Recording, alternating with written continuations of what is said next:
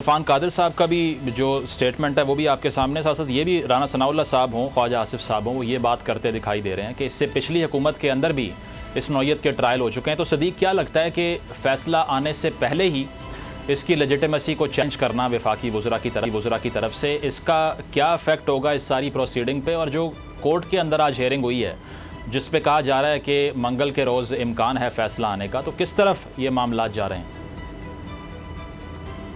देखिए, मैं ये वज़रा वाली बात पे कमेंट करना चाहूँगा। देखें, राना सनाउल्लाह साहब जिस जज साहब जस्टिस काजी फ़ाइज़ साहब की बात को बुनियाद बना रहे हैं, जस्टिस काजी फ़ाइज़ साहब की अपनी बातों में तज़ाद है। और वो तज़ाद कैसे है कि जस्टिस काजी फ़ाइज़ साहब तो खड़े हो जाते हैं बेंच से और कहते हैं मैं उठ के जा रहा हूँ, और उनके साथ सिर्फ एक जज उठ के जाते हैं और वह जस्टिस सरदार तारिक मसूद साहब।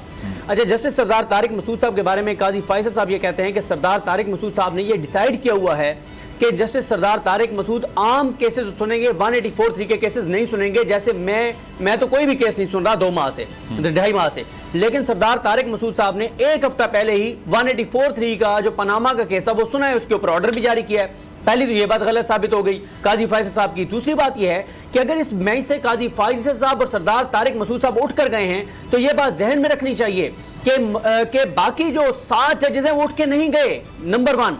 नंबर 2, काजी फ़ाइज़ साहब अगर नामजद चीफ जस्टिस पाकिस्तान हैं तो इस बेंच के अंदर जनाब 6 चीफ जस्टिस बैठे हुए हैं। एक जो सिटिंग चीफ जस्टिस हैं जस्टिस उमर बंदियाल साहब, उनके बाद जो चीफ जस्टिस हैं वो कौन कौन हैं? इजाजुल एहसन साहब चीफ जस्टिस बनेंगे, मंसूर अली शाह साहब चीफ जस्टिस बनेंगे, मुनीब अख्तर साहब चीफ जस्टिस बनेंगे, या अफरीदी साहब चीफ जस्टिस बनेंगे, आयशा मलिक साहब चीफ जस्टिस बनेंगी। तो वो तो नहीं उठ के गए। इसके अलावा काजी फ़ाइज़ साहब ने जो अपना एक मौक़िफ़ लिया है कि जनाब ये हलफ की खिलाफ वर्जी होगी, जो हमने एज ए जज हलफ लिया है उसकी खिलाफ वर्जी होगी कि अगर कोई बेंच में बैठता है तो इसका मतलब क्या है कि काजी साहब तो माशाल्लाह बहुत बड़े वैसे भी जज हैं, बड़े जज हैं, वो तो हलफ की कोई खिलाफ वर्जी नहीं कर रहे। लेकिन इस वक्त काजी फ़ाइज़ साहब के मुताबिक सुप्रीम कोर्ट के 15 जजेस, सुप्रीम कोर्ट के 14 जजेस, ठीक है, 14 जजेस इस वक्त अपने हलफ की खिलाफ वर्जी कर रहे हैं बकौल काजी फ़ाइज़ साहब के। क्यों? क्योंकि वो 14 के 14 जजेस जो हैं वो इस वक्त बेंचेस में बैठ रहे हैं, काजी फ़ाइज़ साहब नहीं बैठ रहे। तो ये तो काजी फ़ाइज़ साहब का बहुत बड़ा इल्ज़ाम है जजेस के ऊपर।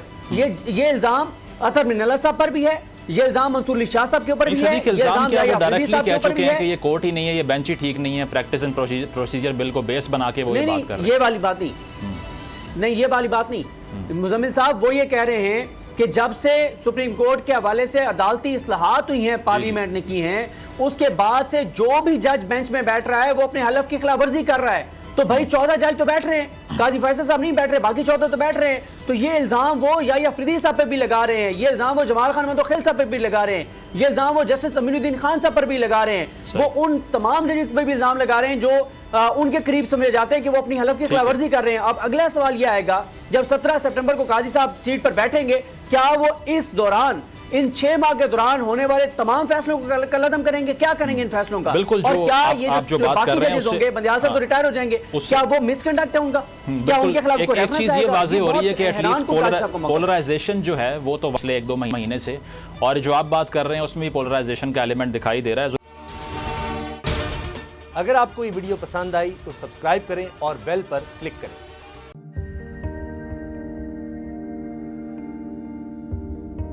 कैसे कैसे सितारे डूब गए, खूबसूरत नजारे डूब गए, ख्वाबों के सभी किनारे छूट गए, गमज़दा दुख के मारे डूब गए। कितनी मुश्किल का सामना है यहां, कितने लोगों के प्यारे डूब गए। आओ मिलकर करें मदद सबकी, जिनके सारे सहारे डूब गए। आजमाइश में मिलकर एक हुए, नफरतों के इशारे डूब गए, कितने प्यारे हमारे डूब गए। कौमी सानहे की सूरत हाल से लम्हा बलम्हा बोल रखेगा बाखबर, गम की इस घड़ी में बोल तारकीने वतन के अहले खाना के साथ खड़ा है।